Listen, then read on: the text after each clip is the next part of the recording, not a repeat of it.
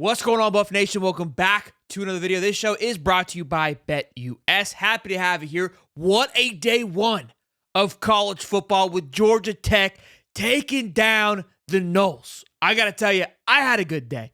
I enjoyed watching it. It was a great first day of college football. Obviously, Thursday is going to be that next kickoff where the Buffs take on North Dakota State. We had a presser today, or yesterday, that Coach Prime, we're going to talk about that. I think this may take in place of what happened the Tuesday presser, given the shift in schedule. Then there's a little data point that may kind of make some fans feel more comfortable heading into that game Thursday night and into this season, and possibly a little more comfortable taking that over 5.5 wins. We're going to talk all about it. Before we do, the I flushed my juice down in the club. Yes, sir.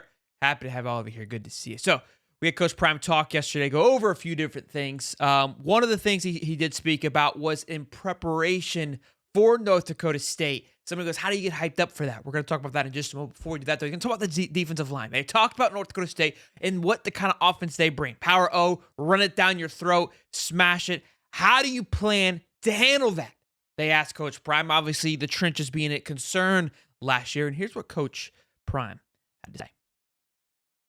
Some of the pass rushers that you just mentioned, that's why we revamped the things to stop the run. The number one thing was to be able to run the ball, protect your door, as well as to stop the run defensively. And that's what we sought out to do, and we feel like we've done that.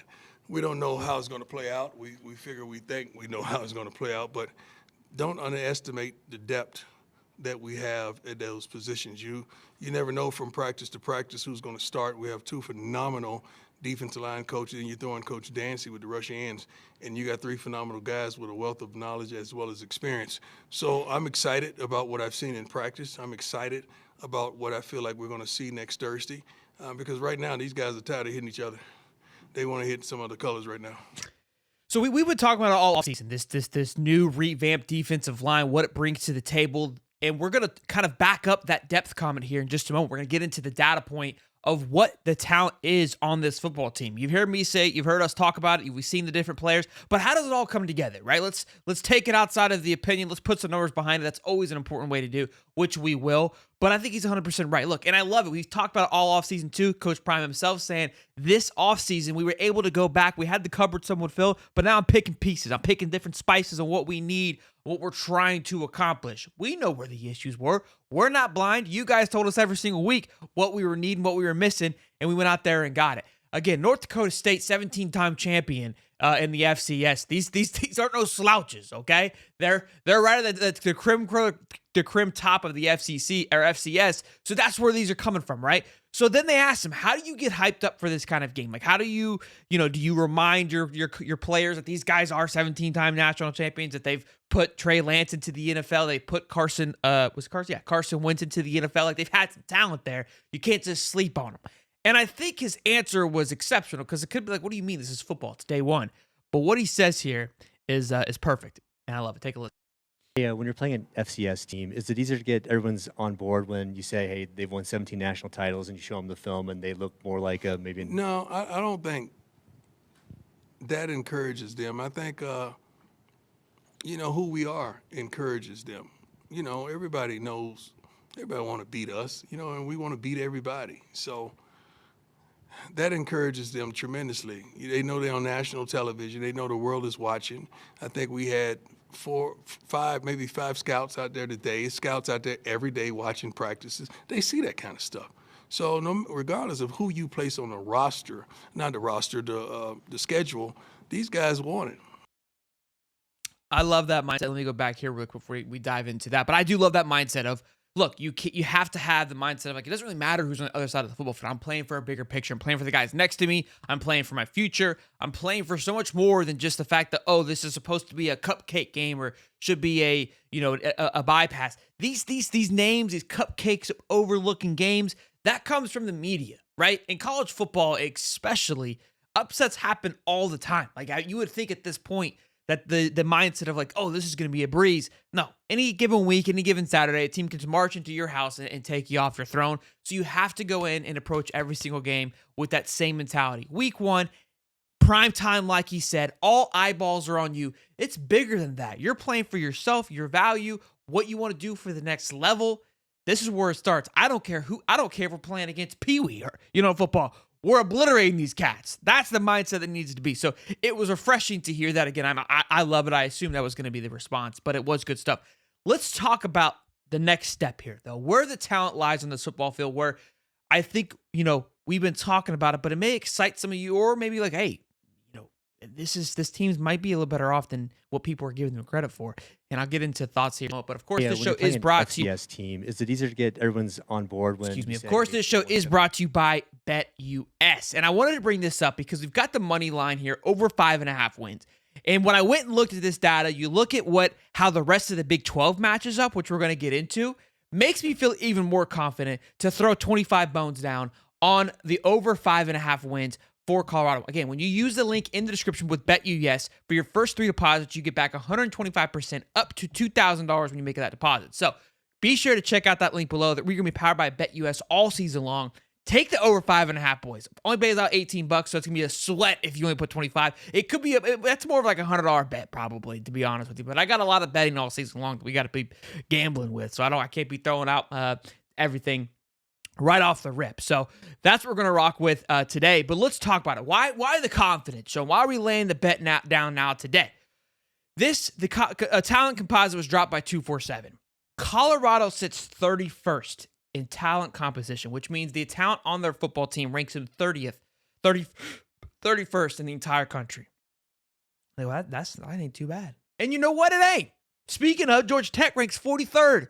They took down the number 10 team in the country yesterday. But hey, sit on that one a little bit. Smoke on that pack a little bit and let that sink in. So also, how does this compare to other teams? 2 years ago, before Prime got there, Colorado was less than 60. Their talent composition was less than 60. Last year, I think they were like 40. So this year, they've made strides. They have made an upgrade. And again, only winning 4 games last year, thinking, how do we get more than that? Look, how does this compare to the rest of the Big 12? They also, Pac-12 was a little bit different last year, going up against the likes of USC, Oregon, things like that. Arizona State's up there as well. But when you take a look at the rest of the Big 12, there's only 2 teams ahead of them. There's only 2 teams ahead of them in the Big 12, and that's Arizona State with a 757. You can see they're at 749 in Colorado, and TCU at 766. Again, this is the talent composition that is on the current roster. 77 people. Colorado has 64 commits. Arizona has 83. So it's the entire composition of what's on that football field. The difference maker for me is, of course, the quarterback, Shedeur Sanders, and corner/wide receiver, Travis Hunter. Not to mention the rest of the talent that is on this team, just kind of your hot spots. But think about that when you take a look at it. Again, the average rating, 87.12 compared to TCU and Arizona. The reason I'm mentioning these guys is because this is where the heart of their schedule is going to be. Now, keep in mind, the rest of the Pac-12 or Big 12 is right there. It's TCU at 28, then 30 is Arizona State, 31 is Colorado, 32 is UCF, Big 12, 33 is Utah, Big 12, 38 is Texas Tech, Big 12. We go down a little bit to Baylor at 44, who's in Big 12. Kansas at 49. So it's right there. I mean, and this is what we've kind of been saying, is that the Big 12 is wide open. Again, Utah's favored to win this whole thing. What plays the factor? Why is Utah, if their talent doesn't match up, why are they favored? They've got a history and a culture that's been built for the last over a decade with Kyle Whittingham. That plays a massive factor. You've got a 7th-year quarterback in Cam Rising. Ton of experience with this team, with this roster. All those things is where things start to add up and give you a slight edge here and there. And I think a second year with Coach Prime in the system also plays a factor that, for me, 5.5 seems to be a no-brainer. So, interesting thing. Again, this is only a data point. This isn't try and true, right? This isn't going to mean it's going to be an absolute lock that they're going to be just go ahead and win all these games, right? Because like I just said, Georgia Tech took a 42nd ranked team, I believe they are. 46th, and Florida State is 13th, 879 with 85 players, 3 5-stars. I don't think Georgia Tech has a single 5-star on their football team, and we saw how they just got manhandled yesterday. I know they won off of a field goal, but 62 3-stars compared to Florida State's 41 4-stars and 41 3-stars and 3 5-stars. The talent on that team in comparison to Georgia Tech, through the roof. I mean, we're talking this, and you saw the game. You saw what happened when you play the football. That's why college football is so great. You got to play the game still. Okay, and this is where I get fired up. Again, it's any given Saturday, boys and girls, any given Saturday. But I wanted to bring that up because again, that dropped just a few days ago, and we hear about it, we talk about it on a regular basis. And I think, and you're asking why at their 31, why is there so much?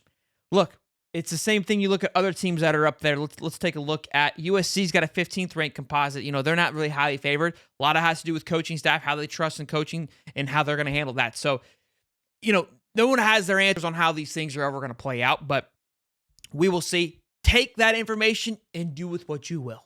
Let me know in the comment section how you feeling about Thursday night against North Dakota State, 8 p.m. It's going to be a doozy. We cannot wait. We're going to be fired up. We're going to be watching it. We may or may not do the live watch party. I haven't decided yet on that one yet. But let us know in the comment section how you're feeling about that game.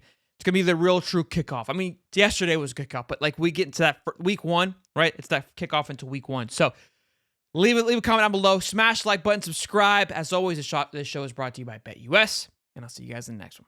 Peace and love, baby.